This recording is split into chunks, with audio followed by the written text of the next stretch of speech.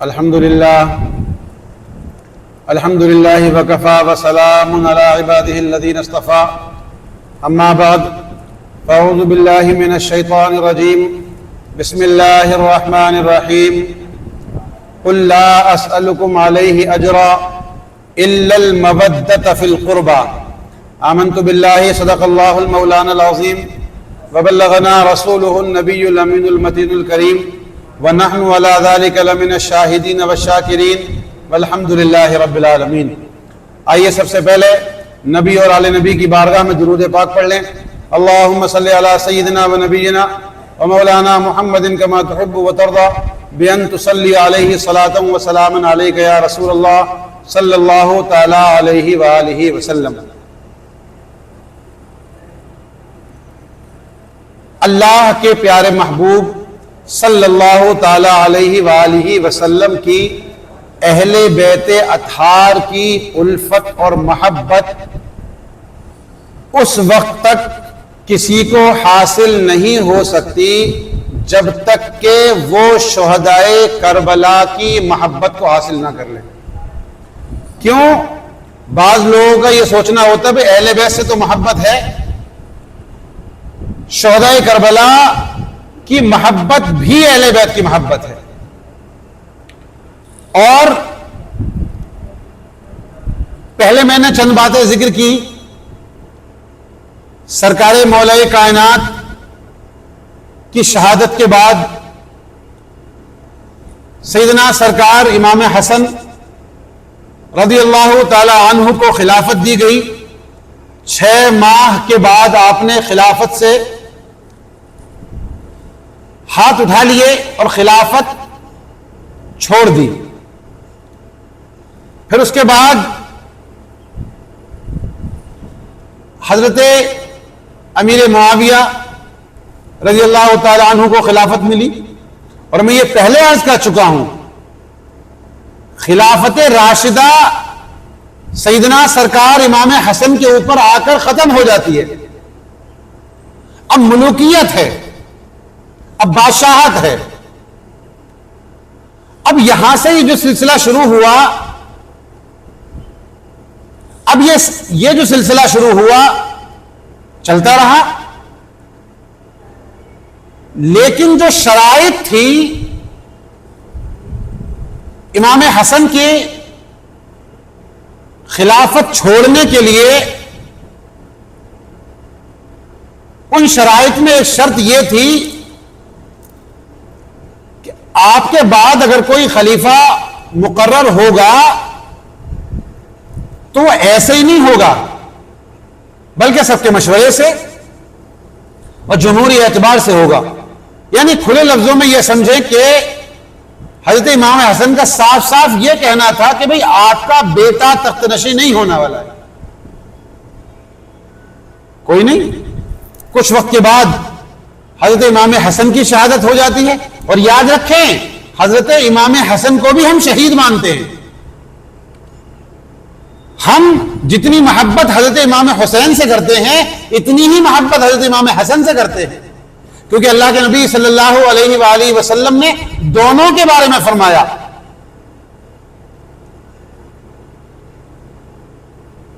اور صحابہ بیان کرتے ہیں کہ دونوں کے اندر نبی پاک صلی اللہ علیہ وآلہ وسلم کے جلوے ظاہر ہوتے تھے۔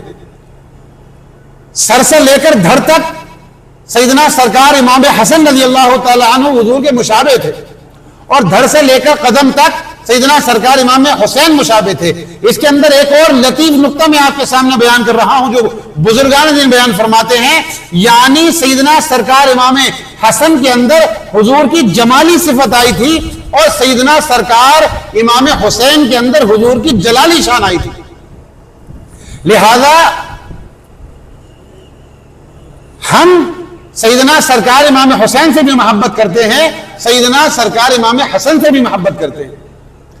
سیدنا سرکار امام حسن کو بھی شہادت کا رتبہ حاصل ہے۔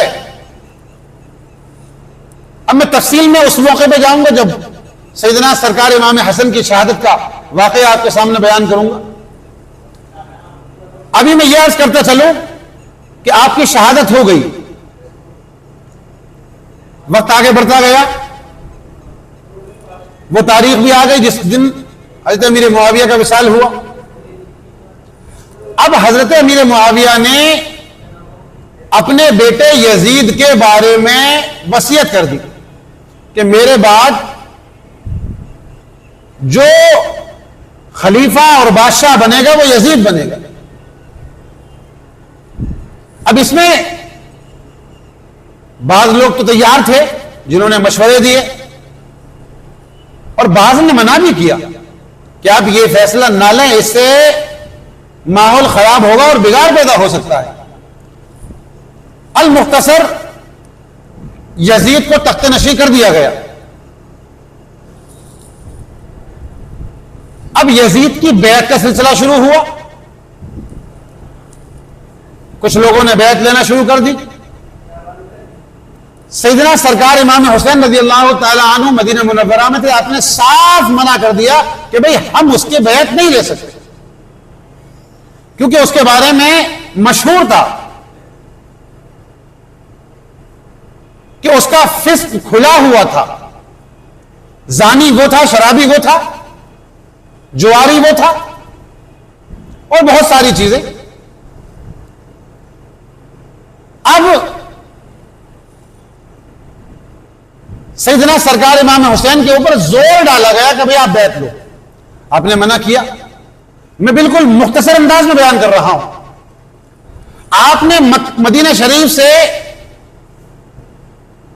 ہجرت کر کے مکہ شریف کی طرف کو رخ کیا، آپ مکہ شریف روانہ ہو گئے،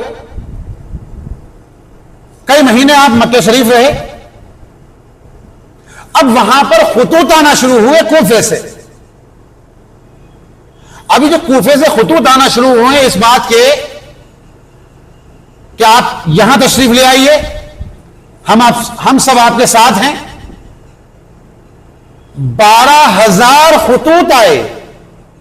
12,000 کا عدد کوئی معمولی نہیں ہوتا ہے، اور ان سارے خطوط کے اندر یہ بات لکھی تھی کہ اگر آپ نہیں آئیں گے تو پھر ہم مجبوری میں یزید کے ہاتھ پر بیعت کریں گے، اور جس کے ذمہ دار ہم آپ کو بنائیں گے۔ میدان محشر میں ہم یہ کہیں گے کہ حسین پاک کی وجہ سے اگر وہ آ جاتے تو ہم یزید کے ہاتھ پر بیعت نہیں کرتے، لہذا آپ نہیں آئے اس لیے ہم نے یزید کے ہاتھ پر بیعت کی۔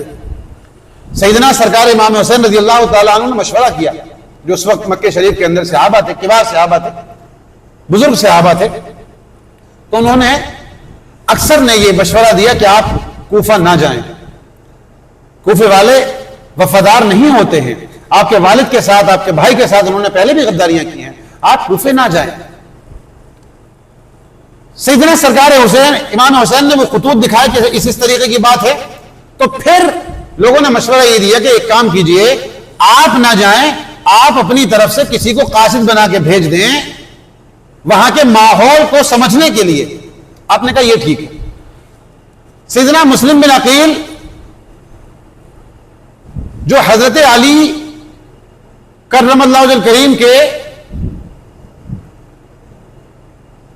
بھائی ہوتے ہیں، امام حسین کے چچا ہوتے ہیں، اب انہیں بھیج دیا گیا کہ آپ جائیے اور ماحول کو دیکھ کر آئیں۔ آپ یہاں سے نکلے ہیں، جیسے جیسے جن جن راستوں پر آپ کوفے پہنچے ہیں تو جو جو خطوں کے اندر لکھا ہوا تھا وہ سارا کچھ الٹا پایا۔ یہاں خطوں میں تو لکھا تھا کہ آپ آ جائیے، ہم آپ کے ہاتھ پر بیعت کر کے اور یزید کے خلاف آواز اٹھائیں گے، لیکن یہاں آ کر کیا دیکھا کہ یہاں تو سارے کے سارے لوگ جو ہیں وہ ملے ہوئے ہیں اس سے۔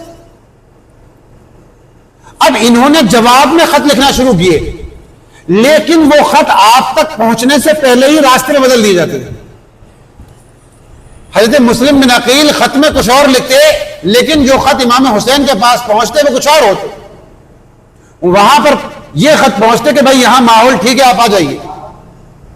جب یہ خط وہاں پہنچے کہ بھائی ماحول ٹھیک ہے، درست ہے، تو آپ نے فرمایا کہ بھائی اب تو جو ہے وہاں سے خبر بھی آ گئی ماحول ٹھیک ہونے کی، اور ماحول سازگار ہونے کے بارے میں بتا دیا گیا، لہذا اب ہمیں چلنا چاہیے۔ میں اور مختصر کر رہا ہوں۔ سیدنا سرکار امام حسین اپنے چند رفقا کے ساتھ مکہ شریف سے کوفے کے لیے روانہ ہو جاتے ہیں. اب کوفے سے پہلے ایک جگہ پڑتی ہے مقام قادسیہ. یاد رکھیں آپ، یہ تاریخ کے حوالے میں آپ کے سامنے پیش کر رہا ہوں.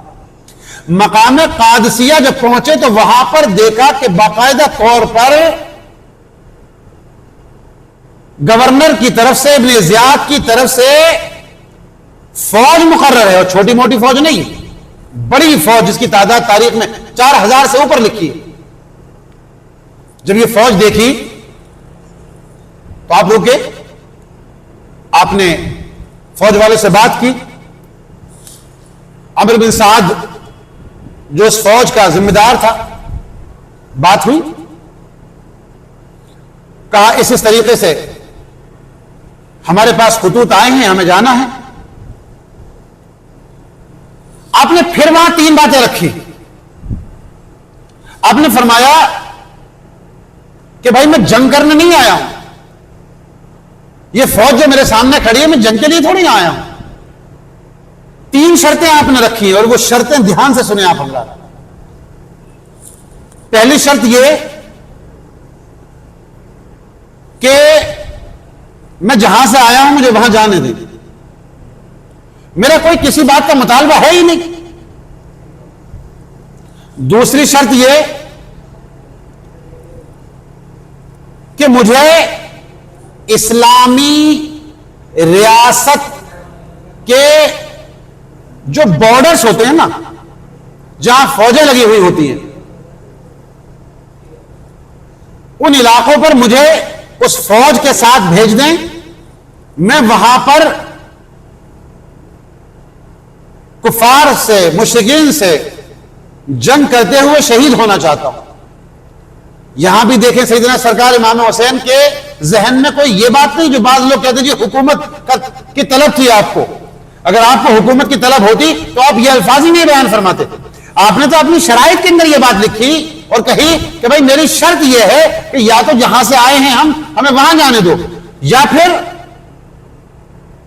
ہمیں فوج میں بھرتی کر کے ایسی جگہ بھیج دو جو بارڈر کے حصے ہیں، وہاں پر جنگ چل رہی ہوگی، ہم وہاں شہید ہو جائیں گے. یعنی خواہش آپ کی پھر بھی شہادت کی ہے. اس پر بھی کوئی جواب نہیں ملا. پھر آپ نے تیسری شرط رکھی.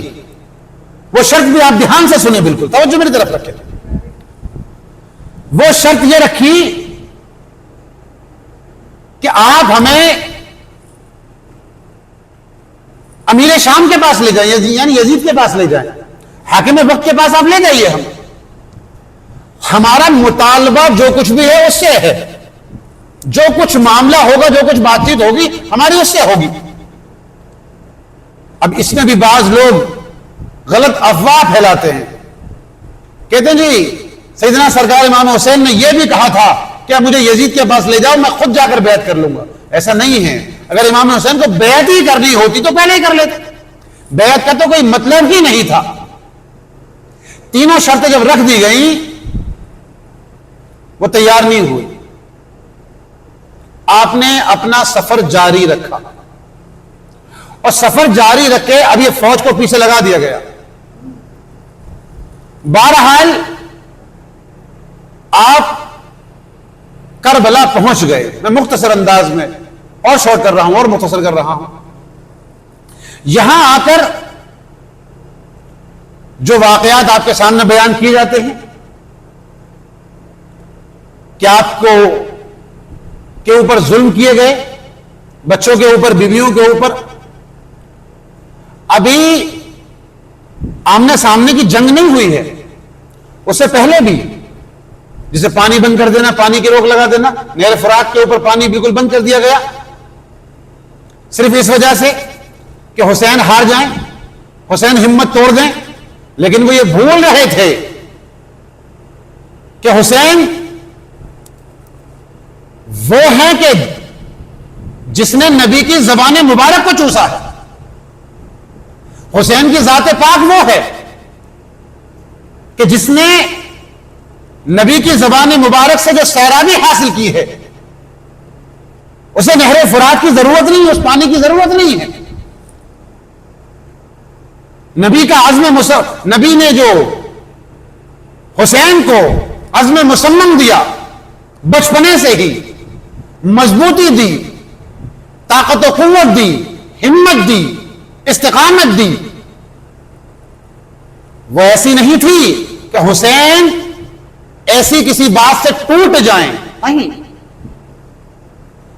ساری چیزیں ہوئی۔ المختصر وہ دن بھی آ گیا کہ جس دن جنگ کا معاملہ ہوا، ابھی جنگ شروع ہوئی۔ اس جنگ کے دوران بھی سیدنا سرکار امام حسین نے یہ دکھایا، جب آپ نے خطبہ دیا نا، آپ نے فرمایا کہ اے لوگوں مجھے پہچانتے ہو میں کون ہوں؟ اے لوگوں مجھے پہچانتے ہو میں کون ہوں؟ میں وہ ہوں جس کے نانا کا تم کلمہ پڑھتے ہو، میں وہ ہوں جس پر تم نماز میں درود بھیجا کرتے ہو، میں وہ ہوں جس کے ہونٹوں کو نبی نے بوسہ دیا ہے، میں وہ ہوں جس کی وجہ سے نبی نے اپنے سجدے کو لمبا کیا ہے، میں وہ ہوں جس کے بارے میں نبی نے یہ فرمایا ہے کہ حسین مجھ سے ہیں اور میں حسین سے ہوں۔ جب یہ ارشاد فرمایا نا، اور پھر امام حسین نے ارشاد فرمایا اے لوگوں گواہ رہنا، میں تمہیں بتا رہا ہوں،